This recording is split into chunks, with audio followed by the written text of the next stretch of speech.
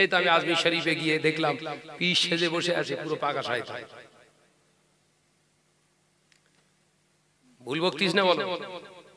আজমির শরীফ একদম অন ক্যামেরায় বলছি, এই আমার ওয়াজ আপনারা যত শোনেন তার থেকে বেশি এখন শোনে কারা? ওলি সাহেবরা। শাহনাজ একটু ভুল করলি ওইটা ধরে ওর পুরো খেতা খাসা করবো। আমার নওজোয়ান যুবকেরা গিয়ে দেখি আজমির শরীফে এবছর আমি ওই আপনার আগস্টের 26 তারিখে গিয়েছিলাম, মানে উঠেছিলাম ট্রেনে, আর বাড়িতে ফিরেছিলাম সেপ্টেম্বরের 4 তারিখে। প্রায় 10 দিনের সফর, ওখানে ছিলাম 8 দিন।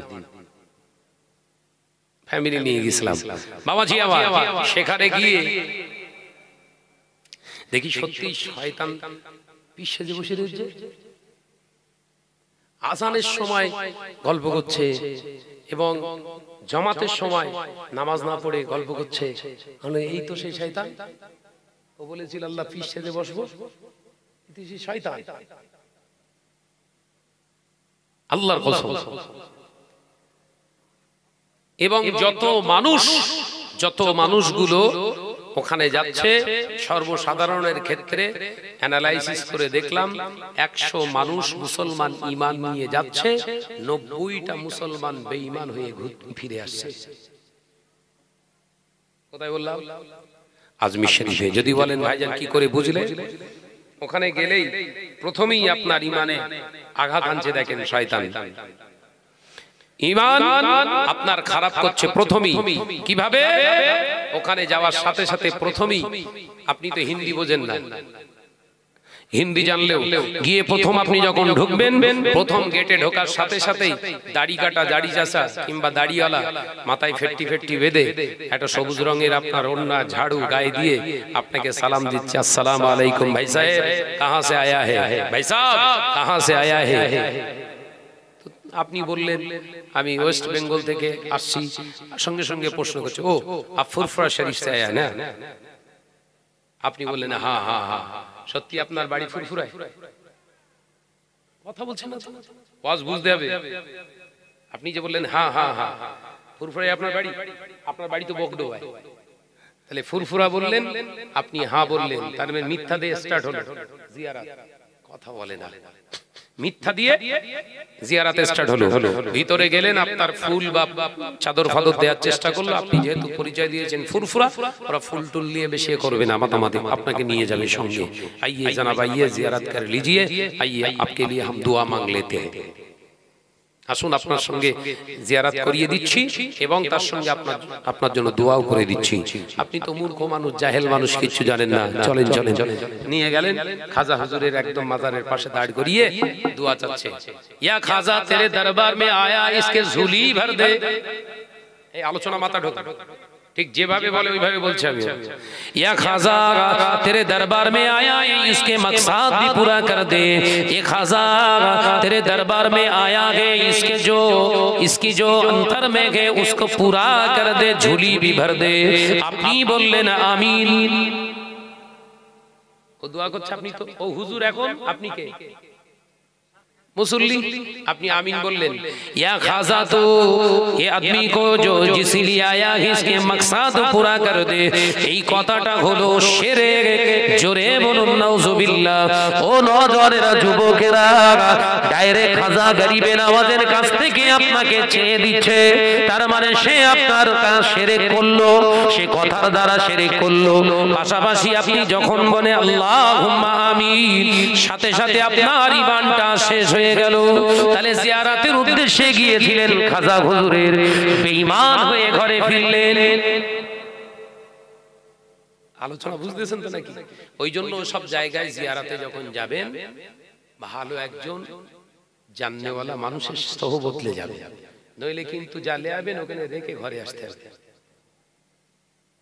টাকা পয়সা ধন সম্পদ চুরি হয়ে গেলে দুঃখ নেই, কিন্তু ঈমানটা চলে গেলে, চলে গেছে কি আপনি জানেন না তো। কথা বুঝতে পারছেন না? আমার নওজওয়ান যুবকেরা, আমি যখন তারাগড় পাহাড়ের উপরে উঠেছি, একজন এরকম দাড়ি গোপ কাঁটা ওইরকম একটা শয়তান, বুঝতে তো? ওই পীরের রূপে শয়তান, বুঝতে পারছেন না? হ্যাঁ, পীর রূপে শয়তান আমাকে বলছে ভাই সাহেব आइए आइए जनाब आइए आपके लिए जियारत कर दी। भाई साहब रुको, थोड़ा रुको। जियारत करने का जो तरीका है हम जानते हैं, हम मगरिब बंगाल से आया है, इसीलिए आपको कहते हैं हम भाई साहब आप ठहरिए, रुक जाइए, जियारत हम करने आया है, हम उस तरीका पर चलते हैं, हम भी जानते हैं। खामोश के शयतान धक्का के सब गुनाह সেখানে তো হলো না কাজ। আমার ছোট আব্বা এসে আমার সঙ্গে জিজ্ঞাসা করবেন, ওনাকে নিয়ে গেছিলাম, ছোট মাও ছিল। তাই জিয়ারত করতে যে যাবেন ওখানেও শয়তানের উৎপাত চলছে। বলো, শয়তান চেয়েছিল আল্লাহ পিস সেজে, বলো সিংহাসনে বসবো, গদিতে বসবো, এ পাওয়ার দিতে হবে। আল্লাহ বললেন যা, তুই পিস সেজে ধোকাও দিতে পারবি।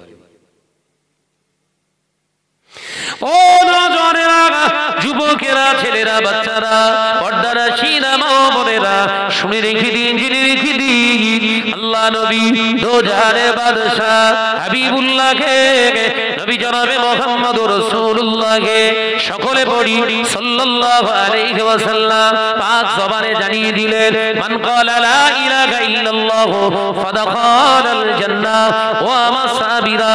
আমি নবী জানিয়ে দিলাম যে একবার কলেমা পড়বেন, এই কোনো মাবুদ আল্লাহ ছাড়া, আমি নবী মুহাম্মদুর রাসূলুল্লাহকে সাল্লাল্লাহু আলাইহি ওয়াসাল্লাম পাক জবানে জানিয়ে দিলাম সে আল্লাহ পাকের জান্নাতে প্রবেশ করবে।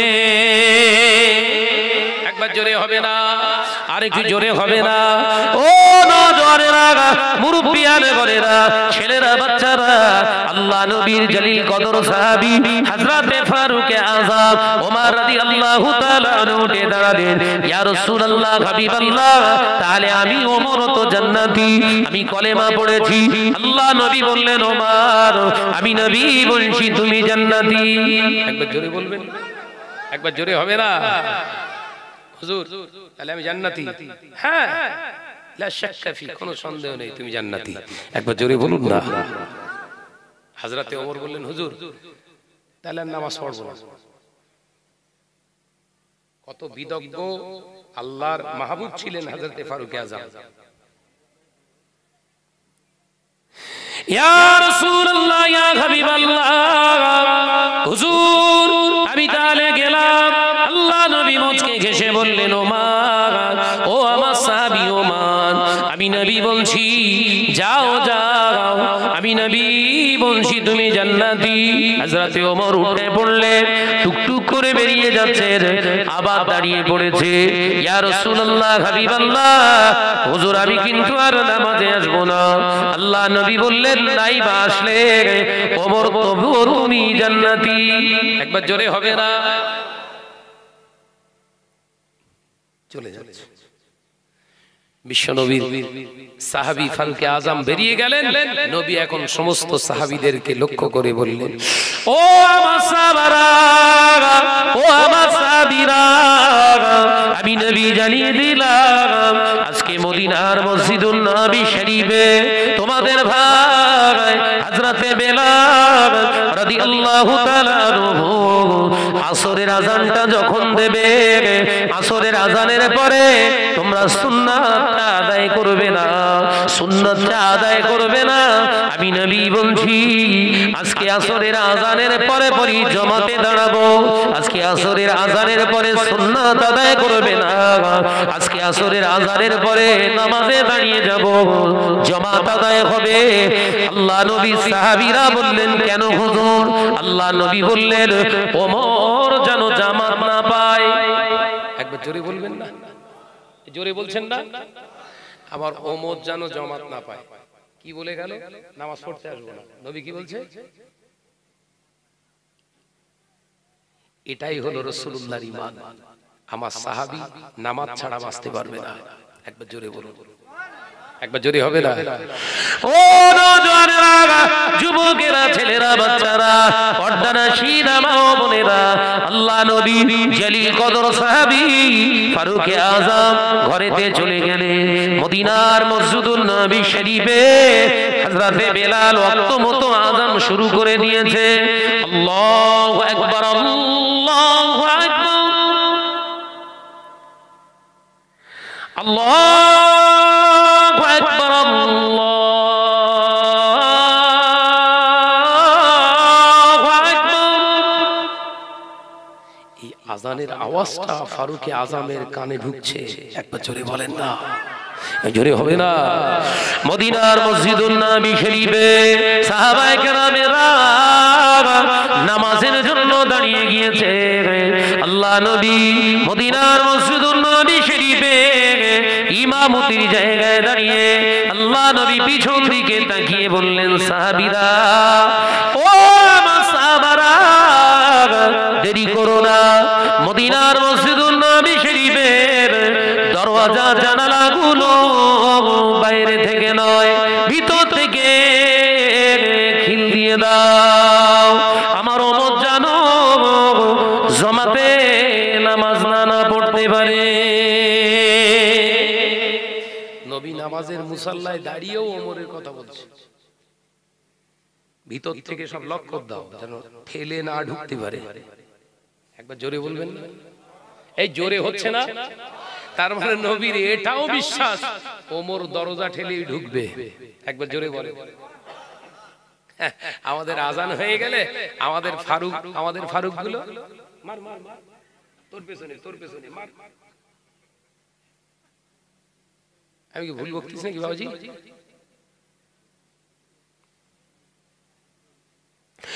ও নওজোয়ানেরা, মুরব্বিয়াগণেরা, ছেলেরা, বাচ্চারা, পর্দানশীলা মা ও বোনেরা, আল্লাহ নবী দোজাহানের বাদশা হাবিবুল্লাহ নবী জনাবে মুহাম্মদুর রাসূলুল্লাহ সাল্লাল্লাহু আলাইহি ওয়াসাল্লাম নবী আমার মদিনার মসজিদুন নবী শরীফে ইমামতির জায়গায় আল্লাহু আকবার বলে তাকবীরে তাহরিমা করলেন। আল্লাহ নবী নামাজ শুরু করে দিলেন। নবী সাহাবীরা, হুজুরেরা রিদওয়ানুল্লাহি তাআলা আলাইহি আজমাইন নামাজে দাঁড়িয়ে গিয়েছে। আল্লাহ নবী ইমাম, সমস্ত মুসল্লি সাহাবায়ে কেরামেরা দাঁড়িয়ে গিয়েছে, নামাজ চলছে। হঠাৎ দেখতে পাওয়া যায় কিছুক্ষণ পরে দাম করে দরওয়াজা ভাঙার আওয়াজ। আল্লাহ নবী সাহাবীরা নামাজ আদায় করছে, কেউ কোনো শব্দ করলেন না, কোনো দিকে ফিরলেন না। আল্লাহ নবী নামাজ সম্পূর্ণ করলেন। আল্লাহ নবী ডান দিকে সালাম ফিরিয়ে, বাম দিকে সালাম ফিরিয়ে নবী আমার ডান দিক দিয়ে ঘুরে বসে সাহাবায়ে কেরামদের দিকে লক্ষ্য করে দেখলেন, কাতারের শেষে যে মানুষটা নামাজ পড়বে না বলেছিল এই ওমর দাঁড়িয়ে দাঁড়িয়ে নামাজ আদায় করে। একবার জোরে হবে না? আল্লাহ নবী ইশারা করলেন, সাহাবীরা কোনো শব্দ করো না, কোনো কথা বলো না, ওমরের নামাজটা শেষ হয়ে যাক। আল্লাহ নবী সাহাবীরা ইন্তেজার, আল্লাহ নবী সাহাবীরা ইন্তেজার, দয়ার নবী রাহমাতাল লিল আলামিন হুজুর আমার অপেক্ষা করতে লাগলেন। হযরত ওমর সালাম ফিরালেন। আল্লাহ নবী প্রশ্ন করলেন, বাবা সাহাবী ওমর, ও আমার সাহাবী ওমর, কি হয়েছে তোমার? তুমি তো নামাজ আদায় করবে না বললে। আমি নবী তো তবুও বললাম জান্নাতি, আমি নবী তো তোমাকে বললাম জান্নাতি, কেন তুমি নামাজ আদায় করতে এলে বাবা? ও আমার ওমর, কে তোমাকে আসতে বাধ্য করেছে? কে তোমাকে আসতে বাধ্য করেছে? ওমর নামাজ পড়তে এলে আমার মসজিদে নবী শরীফের দরওয়াজার খিলটা কেন ভেঙে ফেললে বলো? একবার জোরে বলবেন না? এ ছেলের একটু ঝেড়ে হবে না? ও নওজোয়ানেরা, মুরব্বিয়ান গণেরা, ছেলেরা, বাচ্চারা, পর্দানশীলা মা ও বোনেরা, হযরতে ফারুক আযম ওমর রাদিয়াল্লাহু তাআলা আনহু ঝরঝর করে কাঁদতে লাগলেন, কচি বাচ্চার মতো কাঁদতে শুরু করলেন। ইয়া রাসূলুল্লাহ, ইয়া হাবিবাল্লাহ, হুজুর আমি বলে গিয়েছিলাম এটা সত্য, নামাজ আমি আর পড়বো না। ইয়া রাসূলুল্লাহ, হাবিবাল্লাহ, মদিনার মসজিদুন নবী শরীফ থেকে আমাদের ভাই বেলাল রাদিয়াল্লাহু তাআলা আনহু আযান যখন হেঁকে দিয়েছে, হাইয়া আলাস সালাহ,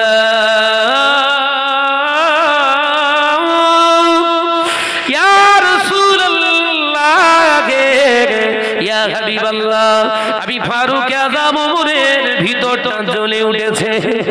আমি ওমরের ভিতরটা আর কথা শুনতে চায় না। আমি বলেছিলাম নামাজ পড়বো না, কিন্তু আমার ভিতরটা শুনলো না। আমার ঈমান আমাকে ধাক্কা মারতে মারতে মদিনার মসজিদুন নবী শরীফে হাজিরি করে দিয়েছে। একবার জোরে বলতে পারেন? একটু ঝেড়ে হবে না? আল্লাহ বললে ও আমার স্বামী ওমর, সেটা বুঝলাম, তবে দরওয়াজা কেন ভাঙলে? দরওয়াজার খিলটাকে কেন ভাঙলে?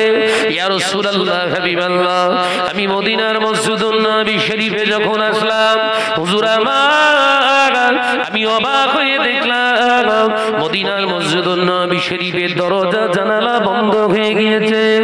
ভিতরে আপনি নামাজ আদায় করছেন, ভিতরে আপনি নামাজ আদায় করছেন, আমি কি করে জামাতটা ছেড়ে আমার জীবন থেকে হারিয়ে যাবে? ইয়া রাসূলুল্লাহ, হাবিবাল্লাহ, মদিনার মসজিদুন নবী শরীফে চতুর্পাশ দিয়ে ঘুরতে লাগলাম, কোন জানালা ভেঙে কোন দরওয়াজা যদি খোলা যায় কিংবা ভাঙা যায়। চিন্তা করে দেখলাম না না না, কোন দরওয়াজা জানালা ভাঙা যাচ্ছে না, খোলা যাচ্ছে না। ইয়া রাসূলুল্লাহ, হাবিবাল্লাহ, আমি মনে মনে চিন্তা করলাম, আমি যদি এই মুহূর্তে দরওয়াজা ভাঙি, এই দরওয়াজা ভাঙার খেসারতটা আমি দিতে পারবো, কিন্তু জামাত যদি জীবন থেকে একবার ছেড়ে যায়, ওই জামাতটা আমি আর ফিরে পাবো না। ইয়া রাসূলুল্লাহ, হাবিবাল্লাহ, জামাতটাকে আমি আর জীবনে হয়তো ফিরে পাবো না। এই চিন্তা নিয়ে সিদ্ধান্ত নিয়ে নিলাম, দরওয়াজা যদি ভেঙে যায় এর ক্ষতিপূরণটা আমি দিয়ে দেব। তাই আমি চিন্তা করে আল্লাহু আকবার বলে দরওয়াজায় ধাক্কা মারলাম।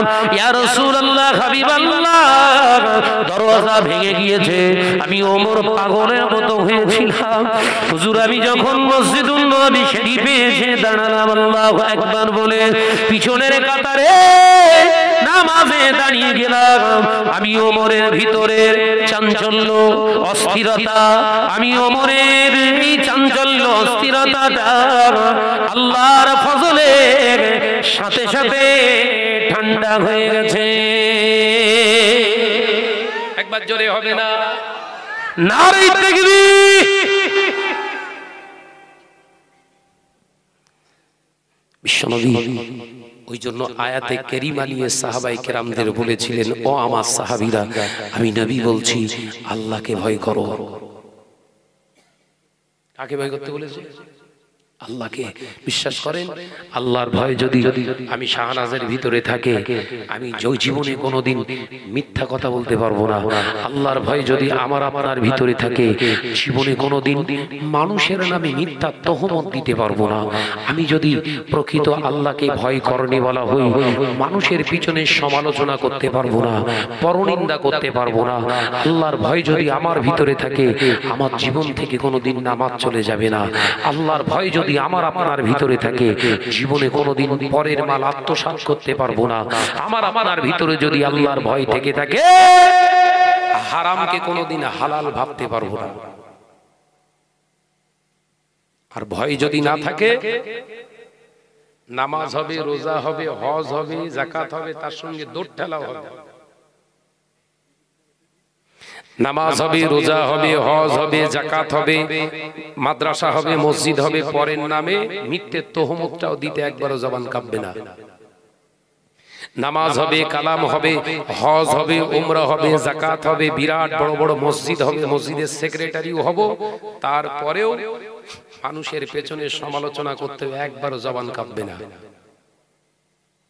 কারণ এই কাজগুলো ইবলিস সব পারে। কথা বুঝতে যাচ্ছে না কেন? ইবলিসের ভিতরে নামাজ, রোজা, হজ, যাকাত সব থাকতে পারে, থাকবে না শুধু আল্লাহর ভয়। কথা বলছেন না কেন? ইবলিসের ভিতরে কি নেই? জোরে বল বাপ, জোরে বল। আল্লাহর ভয়, খাউফিল্লাহ। এই আল্লাহর ভয়